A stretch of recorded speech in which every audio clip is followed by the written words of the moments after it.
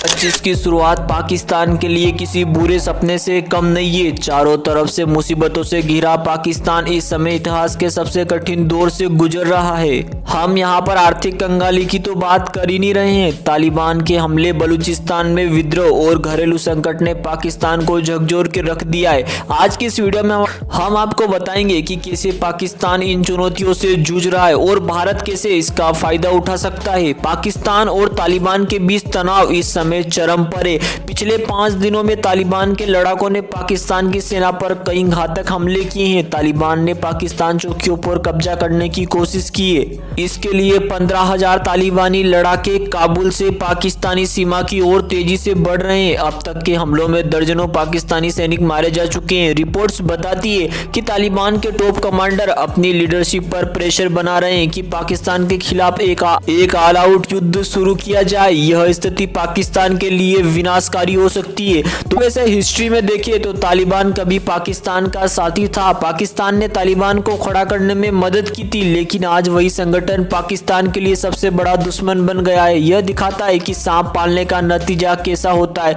जहां एक तरफ तालिबान पाकिस्तान की सीमाओं पर हमले कर रहा है, वहीं दूसरी तरफ बलूचिस्तान का मोर्चा भी पाकिस्तान की परेशानियां बढ़ा रहा है। बलूचिस्तान के विद्रोहियों ने इस मौके का फायदा उठाते हुए पाकिस्तान की सेना पर हमले तेज कर दिए। दोस्तों, बलूचिस्तान पाकिस्तान का एक प्रोविंस है जिसमें लगातार विद्रोह की घटनाएं होती रहती है। आज ही के एक बड़े हमले में 13 पाकिस्तानी सैनिक मारे जा चुके हैं। बलूचिस्तान हमेशा से पाकिस्तान के लिए सिरदर्द रहा है। यह इलाका अपनी आजादी के लिए लंबे समय से लड़ रहा है और अब ऐसा लगता है कि इस संघर्ष ने नया जोर पकड़ लिया है। पाकिस्तान की सेना और सरकार इस विद्रोह को दबाने की कोशिश कर रही है, लेकिन बलूचों की हिम्मत और उनका समर्थन दिन ब दिन बढ़ता जा रहा है। इस पूरे मामले पर सिर्फ भारत ही नहीं बल्कि पूरी दुनिया नजर बनाए हुए हैं। बड़े बड़े इंटरनेशनल मीडिया आउटलेट्स, यहाँ तक कि एबीसी, वॉशिंगटन पोस्ट और न्यूयॉर्क टाइम्स इस मुद्दे को प्रमुखता से कवर कर रहे हैं। ये रिपोर्ट्स दिखा रही है कि पाकिस्तान अपने अंदरूनी और बाहरी सीमाओं से कितना घिर चुका है। मीडिया का कहना है कि पाकिस्तान और तालिबान के बीच दुश्मनी इस हद तक बढ़ गई है कि अब यह दोनों एक दूसरे का गला काटने पर आमदा है।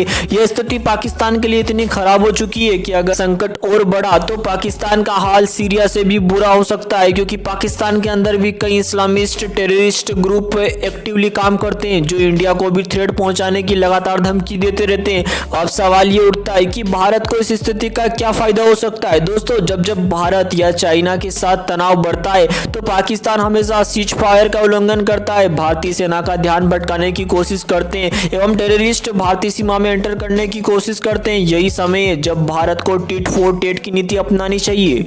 भारतीय सेना को पीओके के पास अपनी तैनाती बढ़ानी चाहिए। वहीं सीज फायर का उल्लंघन कर पाकिस्तान को यह एहसास दिलाना चाहिए कि भारत इस मोर्चे पर तैयार है। थोड़े से सैन्य दबाव से ही पाकिस्तान का ध्यान तालिबान और बलूचिस्तान से हटकर भारत पर शिफ्ट हो जाएगा, जिससे उनकी स्थिति और भी ज्यादा सेंसिटिव हो सकती है। वहीं भारत का तालिबान के साथ अलायंस बनाना पाकिस्तान को रात की नींद सोने नहीं देगा। अगर पाकिस्तान इस समय संभल नहीं पाया तो उसका भविष्य और भी ज्यादा खतरे में हो सकता है। वहीं तालिबान के साथ युद्ध से उसकी सेना और अर्थव्यवस्था दोनों को क्षति होनी है। बलूचिस्तान में विद्रोह बढ़ेगा, जिससे देश के विभाजन का खतरा भी बढ़ सकता है। दोस्तों, पूरा समीकरण तो यही बन रहा है कि इंडिया को तालिबान के साथ इंटरनली अलायंस बना लेना चाहिए, क्योंकि यह वही मौका है जो पाकिस्तान को कमजोर कर सकता है। वहीं बलूचिस्तान में भारतीय खुफिया एजेंसी भी एक्टिव है। इसके समीकरण सूत्र आ रहे हैं। तो दोस्तों, पाकिस्तान इस समय इतिहास के सबसे कठिन दौर से गुजर रहा है। तालिबान, बलूचिस्तान और भारत जैसे पड़ोसियों के दबाव ने उसे घुटनों पर लाद दिया है। यह समय भारत के लिए एक रणनीतिक अवसर हो सकता है, लेकिन यह भी जरूरी है कि हम संयम और समझदारी से भारत को यहाँ पर काम लेना है। लेकिन आप इस स्थिति पर क्या सोचते हैं? क्या भारत को पाकिस्तान के खिलाफ कोई ऐसा कदम उठाना चाहिए? कमेंट करके अपनी कीमती राय जरूर बताइएगा।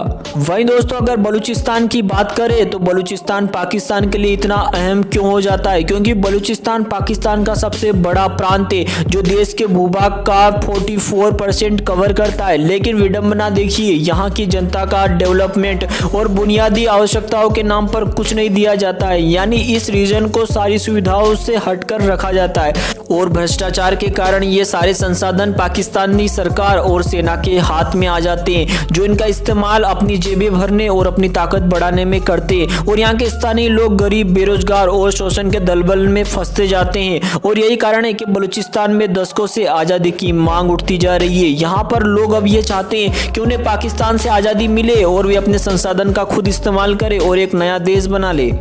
वहीं बलूचिस्तान से लगातार विद्रोही गतिविधियां होती भी रहती है, जैसे क्वेटा का हमला फरवरी में हुआ था। वहीं बलोच लिबरेशन आर्मी ने क्वेटा में पाकिस्तान के सुरक्षा बलों पर बड़ा हमला किया। इस हमले में 20 से ज्यादा सैनिक मारे गए थे और कई सैनिकों को तो घायल कर दिया था। यह घटना पाकिस्तानी सेना के लिए एक बड़ी हार बनी थी उस टाइम पे। वहीं बीएलए यहाँ तक नहीं रुकती है, बीएलए ने फिर ग्वादर पोर्ट पर हमला किया। ग्वादर पोर्ट जो चीन पाकिस्तानी इकोनॉमिक कॉरिडोर यानी सीपीए एक महत्वपूर्ण हिस्सा है, विद्रोहियों के निशाने पर आ गया है। एक बड़ा विस्फोट होता है जिसमें कई लोग मारे जाते हैं एवं कई लोग तो चीन के भी मारे जाते हैं। इसको लेकर चाइना पाकिस्तान पर काफी नाराज भी हुआ था। वहीं बीएलए बलूचिस्तान से यहाँ तक नहीं रुकते हैं, वे लोग कई बार यहाँ की पाइपलाइन को उखाड़ के फेंक देते हैं। इससे पाकिस्तान को करोड़ों का नुकसान होता है और देश में ईंधन की किल्लत पैदा हो जाती है। सो जब बीएलए ये हमले करती है तब पाकिस्तान की सरकार या इनकी खुफिया एजेंसी आईएसआई, भारत की खुफिया एजेंसी रो पर इल्जाम लगाती है कि रो द्वारा ये सारे नेटवर्क किए जा रहे हैं। बलूचिस्तान के विद्रोह ने पाकिस्तान की अर्थव्यवस्था को भारी नुकसान पहुंचाया है। ग्वादर पोर्ट सीपेक पर हमले ने चीन के निवेश योजनाओं पर भी असर डाला है। वहीं दोस्तों भारत के लिए एक ये सुनहरा मौका भी है। जिस तरह पाकिस्तान कश्मीर मुद्दे को बार बार उठाता है, भारत बलूचिस्तान को एक बड़ा अंतर्राष्ट्रीय मुद्दा बना सकता है।